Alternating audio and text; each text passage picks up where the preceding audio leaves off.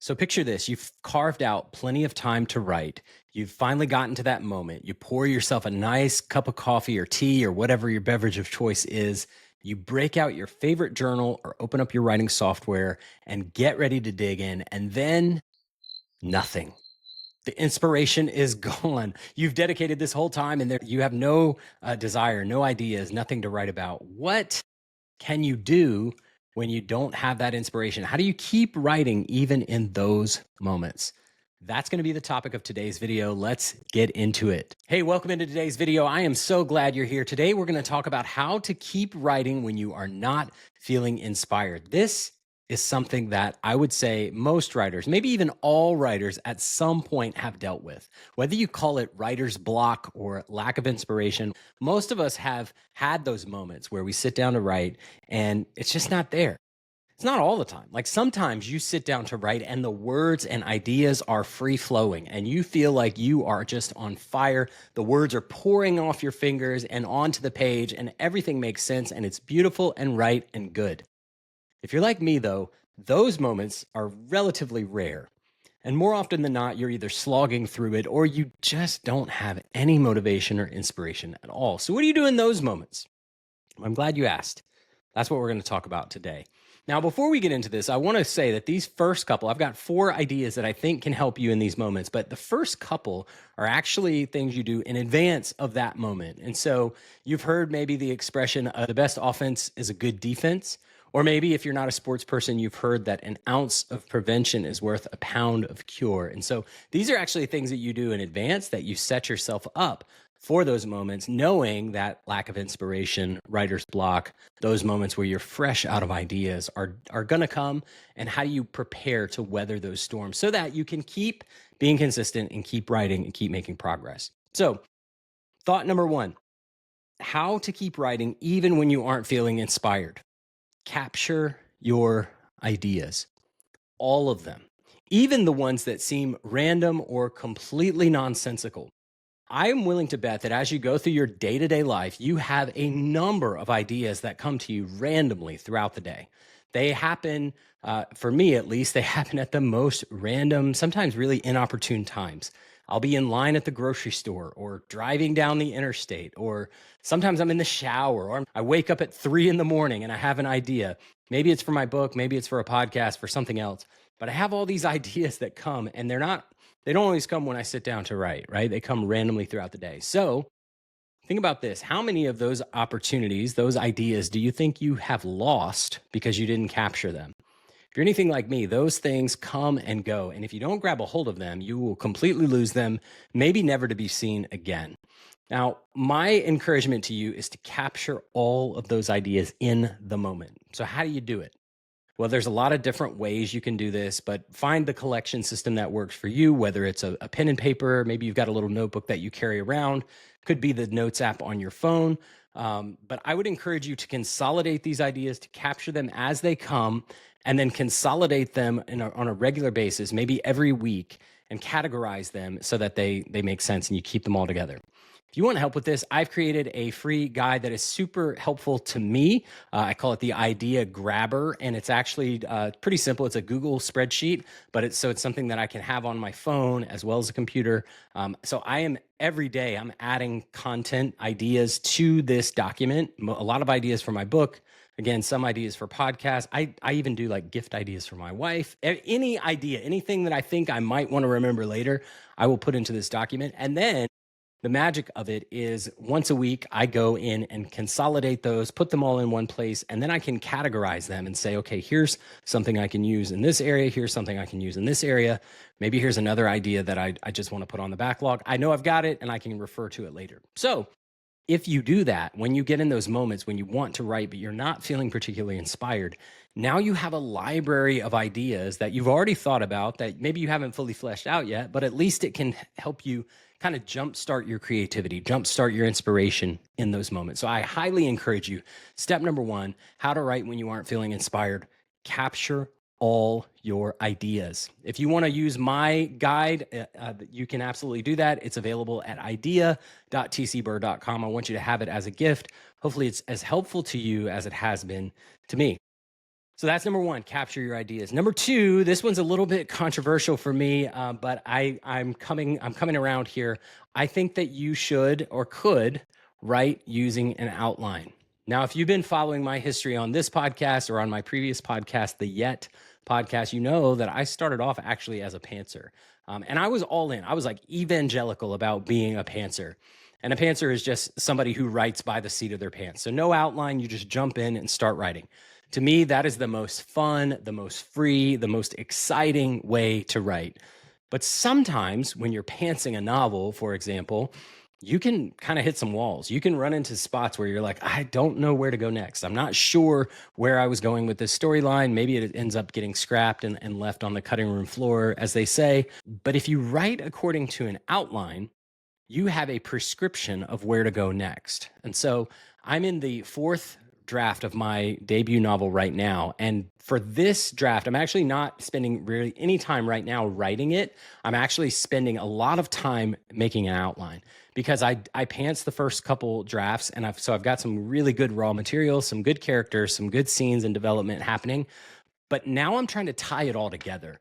And so there's lots of benefits to outlining. Obviously, it kind of fleshes out your story, connects all the loose ends and all of that.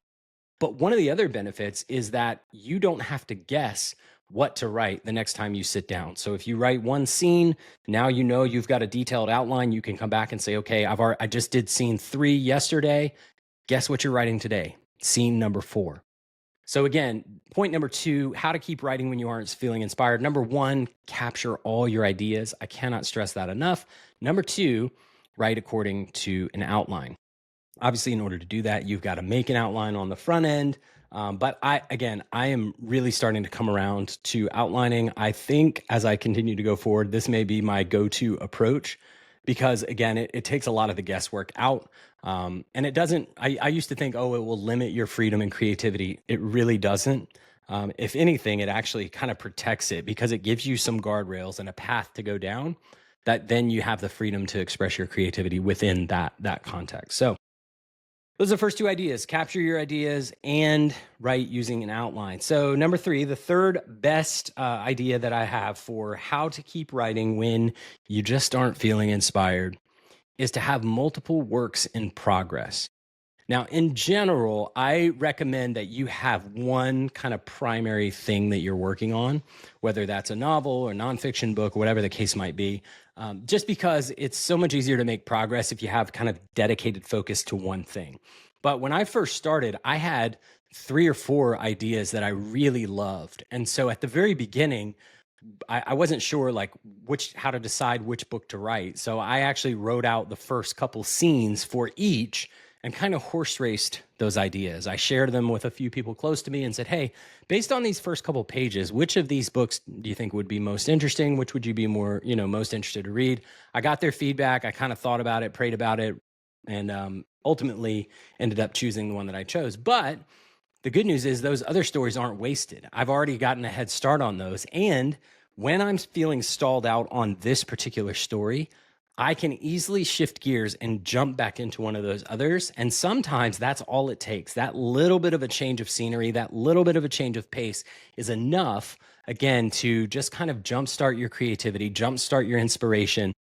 If you're an artist, and if you're writing a book, you are an artist, you've got the inspiration and the creativity already inside of you. Sometimes you just need a little bit of a change to actually draw that out. And so if you've got more than one work in progress, you have the ability to kind of shift gears, and sometimes that's all you need. So right now, again, I've got those couple of fiction books that I've started. I also have a nonfiction book that I'm working on as well about writing books. And in fact, this entire episode is from a draft of that book. This is a section that I put in the book. So if you're interested in that, let me know. I'd love to share a little bit more detail about what I'm doing there. So again, how to keep writing when you're not feeling inspired. The first 2 are things that you set up in advance. So it is capture all your ideas. If you want help, get my idea grabber at idea.tcbur.com. Write using an outline. And number 3, have multiple works in progress. And number 4, this one's a little bit different, but if you get to the point where you're feeling frustrated, you're not feeling the inspiration to write your book, but you sit down and you want to write, sometimes the best course of action is to actually just not write that day or that week. Sometimes I think what we need more than anything else is rest. So, one of the things that I'm really big on, I hear a lot of writers say that you should write every single day. And if that works for you, I want you to please continue doing it. Like, that's great news. Do what works, do what fills you up. But for a lot of us, that advice or advice like that can very easily become a burden because we have full lives. We have families, we have children, we have work, we have all these different things going on. And if we miss a day of writing, or if we're not feeling it on a particular day, we can kind of start to beat ourselves up in that. So I'm very big on building in intentional rest. I think it's very possible. And in fact, I think it's preferable for writers to create a schedule that sees you consistently showing up, making big progress on your book, but also being really intentional about building in rest. So, my schedule when I'm big into writing, again, I'm outlining right now, so not a ton of regular writing happening, but when I am writing my book, I'm writing consistently 5 days a week. And then I'm pretty consistently taking 2 days a week off. Because I think sometimes you got to get out and walk beside the ocean or smell the flowers or, walk with your wife and hold her hand or whatever the thing, whatever it might be. Like you need to step away from the work. I don't believe humans were created to be always on. And so sometimes banging our head against the wall and trying to force it is going to be the worst possible outcome for us. And in those moments, I think there's real wisdom in maybe just saying, hey, this is going to be a little bit of a change of plans. I know I plan to write today, but what if I just go for a walk instead? What if I just take a trip instead? What if I just do something else instead and give yourself the freedom and the grace to be able to do that? I think it can make a ton of difference in your writing. Hey, so in conclusion, if you're struggling with writer's block, if you've ever struggled with a lack of inspiration, I want you to know you're not broken. You're not the problem. This happens to all writers. It's only a season, it will not last forever. And there are ways around it. So I want to encourage you first to safeguard against this by doing some of this upfront work of capturing all your ideas, of creating an outline. And having multiple works in progress is a great idea. Again, I always encourage folks to focus on one primary work, but having something else that you can dip your toe into when needed can be a real lifesaver. And then take some of the pressure off and feel the freedom to take breaks. Hey, if you want help creating a writing schedule that sees you moving forward consistently, making big progress on your book while still building in intentional rest, I want to help.